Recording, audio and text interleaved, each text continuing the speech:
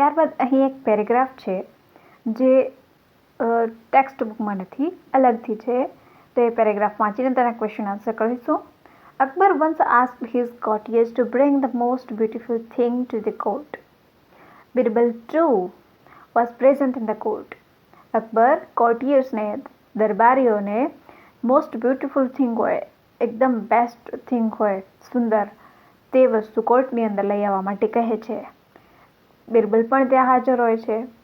Next day the કોર્ટિયર્સ brought various things. Next day કોર્ટિયર્સ છે, દરબારીઓ છે, તે અલગ અલગ વસ્તુઓ લઈને આવે છે. વેરિયસ થિંગ્સ, થિંગ્સ એટલે વસ્તુઓ.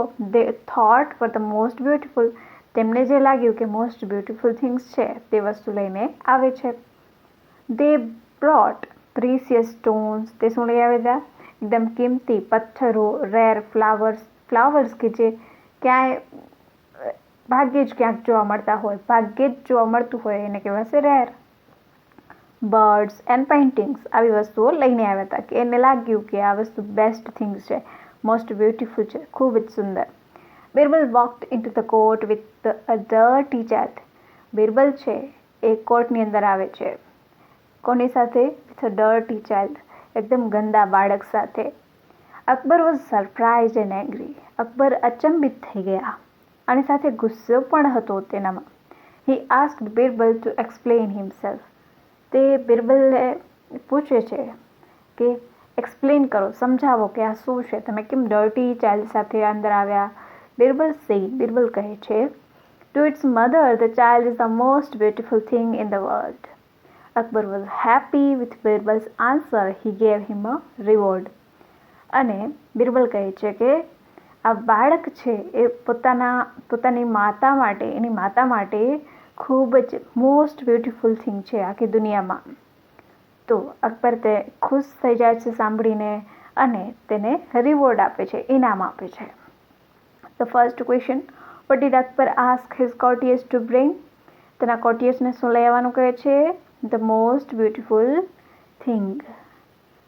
સેકન્ડ જોઈએ, what did the courtiers bring the next day? કોર્ટિયર્સ શું લઈને આવે છે? The next day the courtiers brought precious stones, rare flowers, birds and paintings. What did Birbal bring? Birbal શું લઈને આવે છે? Bring એટલે લઈ આવવું. Dirty child. What is the most beautiful thing for a mother? માતા માટે શું સૌથી વધુ સુંદર છે? The child is the most beautiful thing for a mother. Which word in the passage is the opposite of ugly? આ passage એટલે કે પેરેગ્રાફની અંદર ઓપોઝિટ વર્ડ કયો છે? અગલીનો. અગલી એટલે ગંદુ, તો ગંદુ એટલે ડર્ટી, રાઈટ? તો એનો ઓપોઝિટ વિરોધાર્થી શબ્દ કહેવાનો છે. તો ગંદુ એટલે એનો ઓપોઝિટ થશે સુંદર, beautiful. Now here is a form questions and right answers using yes no. Gopal ate mangoes. Gopal કેરી ખાઈ ગયો. તો પ્રશ્ન પૂછીશું, did Gopal eat mango? Did લગાવશું ત્યારે અહીંયા એટનું મેઇન ફોર્મ થઈ જશે ઇટ અને પાછળ ક્વેશ્ચન માર્ક. તો યસ હી ડીડ, હી ગોપાલ માટે, અને નો હી ડીડન્ટ. આ રીતે આપણે ક્વેશ્ચન ફોર્મ કરીશું અને આન્સર આપીશું. તો ફર્સ્ટ સ્ટેટમેન્ટ છે, the children went for a picnic. બાળકો પિકનિક માટે ગયા હતા. તો પ્રશ્ન પૂછીએ, ડીડ ધ ચિલ્ડ્રન, વેન્ટનું મેઇન ફોર્મ થશે go. Did the children go for a picnic? Question mark. Yes, જે ઘણા બધા છે માટે દે. યસ દે ડીડ, નો દે ડીડન્ટ. બે આન્સર આપણે લખ્યા, હકાર અને નકારના. દર્શન બોટ અ ન્યૂ બાઇસિકલ. દર્શન નવી બાઇસિકલ ખરીદી હતી. તો ડીડ દર્શન, બોટનું થશે buy. Did Darshan buy a new bicycle? જવાબ છે યસ હી ડીડ. દર્શન છોકરો છે માટે he did, no he didn't. Same in the third, the boys fought with each other. છોકરાઓ એકબીજા સાથે લડ્યા હતા. તો ડીડ ધ બોયઝ, ફોટનું થશે main form fight. Did the boys fight with each other? Yes, અહીંયા ઘણા બધા છે માટે yes they did, no they didn't. Same in the fourth, the teacher taught a new lesson. શિક્ષકે નવું લેસન ભણાવ્યું હતું.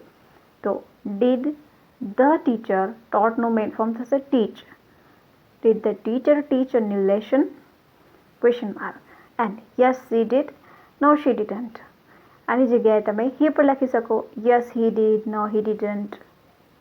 Same in the fifth, the farmer sat under a tree. Sat નું main થશે sit. So did the farmer sit under the tree? Yes he did, no he didn't. અહીં frame the question to get underlined words as an answer. Underlined words છે એ answer આવે તે રીતે આપણે question form કરીશું. Nita returned home in the evening. Nita સાંજે ઘરે આવી હતી. રિટર્ન એટલે પાછું વળવું. નીતા સાંજે ઘરે પાછી આવી હતી. સો who returned home in the evening? અહીં આપણે નીતાને લઈને આ અંડરલાઇન પાર્ટ્સનો જવાબ આવે તે રીતે ક્વેશ્ચન ફોર્મ કરે છે. સેકન્ડ છે ઇન ધ ઇવનિંગ કે સાંજે આવે છે. તો when did Nita return home, જ્યારે ડીડ લાગે ત્યારે ફોર્મ છે એ મેઇન થઈ જશે રિટર્નનું રિટર્ન. તો ફર્સ્ટ છે Ankit went to school at 9 AM. 3 છે અહીંયા અંડરલાઇન. તો કોણ શાળાએ 9 વાગે જાય છે? અંકિત 9 વાગે ક્યાં જાય છે? અને અંકિત શાળાએ કેટલા વાગે જાય છે? આવા પ્રશ્નો આપણે બનાવીએ ઇંગ્લિશમાં. તો who went to school at 9 AM? તો જવાબ છે Ankit went to school 9 AM. Second છે ક્યાં જાય છે? શાળાએ. તો વેર ક્યાં જાય છે? વેર એટલે ક્યાં. Where did Ankit go at 9 AM? તો જવાબ આવશે to school. Where did Ankit go at 9 AM? Okay. Next છે ક્યારે જાય છે? તો when did Ankit go to school?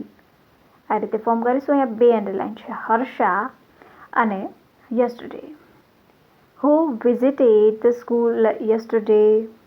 તેમજ ક્યારે છે? યસ્ટરડે ગઈકાલે. તો when did Harsha visit the school? અહીંયા ડીડ છે માટે અહીંયા મેઇન ફોર્મ. એ જ રીતે ત્રીજું સ્ટેટમેન્ટ નેક્સ્ટ પેજ ઉપર, પેજ નંબર 22. કિરણ boat some toys last week. કિરણે કેટલાક રમકડા ગયા અઠવાડિયે ખરીદ્યા હતા. તો 3 અંડરલાઇન છે. કોણે? તો કિરણે. શું ખરીદ્યું? તો ટોયઝ. અને ક્યારે? તો last week. First question frame થશે who bought some toys last week. અહીંયા આપણે યાદ રાખીશું કે હુ સાથે ડીડ યુઝ થતું નથી, માટે અહીંયા ક્વેશ્ચનમાં V2 યુઝ થાય છે. બાયનું bought. Who bought some toys last week. અચ્છા, શું ખરીદ્યું હતું? તો વોટ ડીડ કિરણ બાય? અહીંયા બાય મેઇન ફોર્મ થઈ જશે ડીડ છે માટે. What did Kiran buy last week? And when did Kiran buy some toys? ક્યારે ખરીદે છે? તો લાસ્ટ વીક. ચલો એ જ રીતે છે ફોર્થ ધ ગાર્ડનર. ગાર્ડનર એટલે જે ગાર્ડનની અંદર દેખરેખ રાખે તે. The gardener put the flowers in the vase. વાસની અંદર ફ્લાવર્સને મૂકે છે. તો અહીં આપણે લખીશું ગાર્ડનર. કોણ છે? ગાર્ડનર. તો who put the flowers in the vase? શું મૂકે છે? ફ્લાવર્સ. તો વોટ ડીડ, વોટ એટલે શું, શું મૂકે છે? What did the gardener put in the vase? અને ક્યાં મૂકે છે? ઇન ધ વાસ. સો ક્યાં મૂકે છે? Where did the gardener put the flowers? ચલો 5ની અંદર જોઈએ. શિરીષ અરેન્જ. શિરીષ નામ છે. અરેન્જડ અરેન્જ કરવું, મેનેજ કરવું. અરેન્જ ધ બુક્સ ગોઠવે છે બુક્સને. ઇન ધ કપબર્ડ કબર્ડની અંદર. અને એ પણ ઇન ધ મોર્નિંગ સવારમાં. તો 4 અંડરલાઇન પાર્ટ્સ છે જેના જવાબ લખીએ. Who arranged the books in the cupboard? તો Shirish. What did Shirish arrange in the cupboard? તો જવાબ આવશે the books. Where did Shirish arrange the books in the morning? ક્યાં અરેન્જ કરે છે? તો in the cupboard. When did Shirish arrange the books?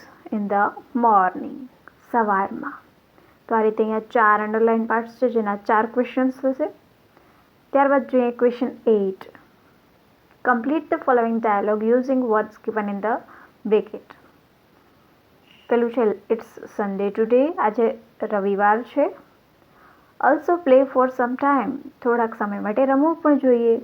I am studying, હું સ્ટડી કરું છું, અભ્યાસ કરું છું. એઝ યુ વિશ, જેવી તારી ઈચ્છા. લેટ્સ પ્લે બેડમિન્ટન, ચાલો બેડમિન્ટન રમીએ. સો ફર્સ્ટ છે Neeraj says, what are you doing Satish? Satish answer આપે છે, well I am studying. Neeraj says, let's play badminton, એને ઓફર કરે છે ચાલો બેડમિન્ટન રમીએ. No I don't want to play, ના મારે નથી રમવું. નીરજ આન્સર આપે છે, વાય નોટ, શા માટે નહીં? ઇટ્સ સન્ડે ટુડે, આજે તો રવિવાર છે. તો સતીશ કહે છે, સો વોટ, તો શું થયું? Can't I study on a Sunday, હું સન્ડેના અભ્યાસ ન કરી શકું, રવિવારે અભ્યાસ ન કરી શકું? નીરજ આન્સર આપે છે, ઓફકોર્સ યુ કેન, હા તું કરી જ શકે, but you can also play for some time, પણ તું થોડાક સમય માટે રમી પણ શકે. સતીશ આન્સર આપે છે, no I really don't want to play, ના મારે ખરેખર નથી રમવું. Neeraj says, okay as you wish. Satish, thank you.